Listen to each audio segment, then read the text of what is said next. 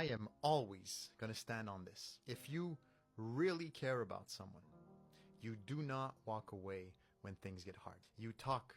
You sit in discomfort. You try to understand instead of pointing fingers. Because when someone truly means something to you, you fight for connection, not against the person. People love to say, if it's meant to be, it'll be. No.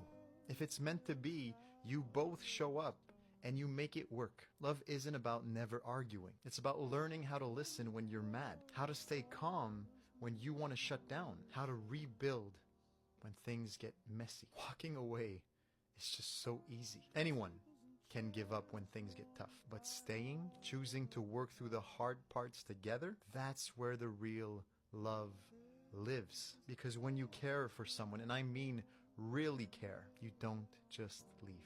You show up, even when it's hard, especially when it's hard.